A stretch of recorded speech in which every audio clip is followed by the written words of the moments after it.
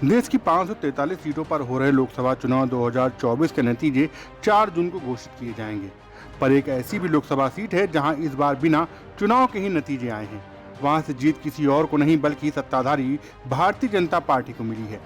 गुजरात की 26 लोकसभा सीटों में से एक सीट सूरत की है, जहां कांग्रेस कैंडिडेट का नामांकन कैंसिल होने के बाद बीजेपी ने निर्विरोध ही चुनाव जीत लिया।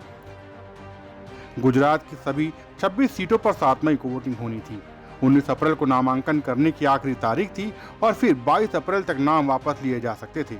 गुजरात की सूरत सीट से बीजेपी के मुकेश दलाल ने पर्चा दाखिल किया था। वहीं कांग्रेस की ओर से नीलेश कुंभानी उम्मीदवार थे और उनके साथ खेल हो गया। नीलेश कुंभानी को उम्मीदवारी के लिए 3 प्रस्तावक थे। इनमें से एक थे जगदीश सवालिया, जो नीलेश कुंभानी के बहनोई हैं। दूसरे थे ध्रुवीन धामेलिया, जो नीलेश के भांजे हैं, और तीसरे थे रमेश पोलरा, जो नीलेश कुंभानी के बिजनेस पार्टनर हैं। नीलेश की उम्मीदवारी वाले फॉर्म पर इन्हीं तीनों के हस्ताक्षर होने की बात नीलेश ने चुनाव आयोग को बताई थी।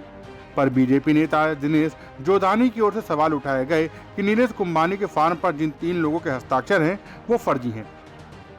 इस बीच कांग्रेस प्रत्याशी नीलेश कुंभानी के तीनों प्रस्तावकों ने चुनाव आयोग में हलफनामा देकर कहा कि वो नीलेश कुंभानी के प्रस्तावक हैं ही नहीं। जब आयोग के सामने ये बात आई तो आयोग की ओर से नीलेश कुंभानी को प्रस्तावकों को चुनाव आयोग के सामने पेश होने के लिए कहा।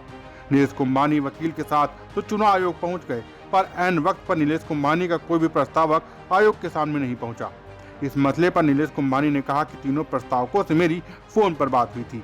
तीनों ने ही कहा था कि वो 9 बजे तक कलेक्ट्रेट ऑफिस आ जाएंगे, लेकिन अब तीनों के ही फोन बंद आ रहे हैं। वहीं प्रस्तावक जब कलेक्ट्रेट ऑफिस नहीं पहुंचे तो निर्वाचन अधिकारी सौरभ पारथी ने नीलेश कुंभानी का नामांकन ही रद्द कर दिया।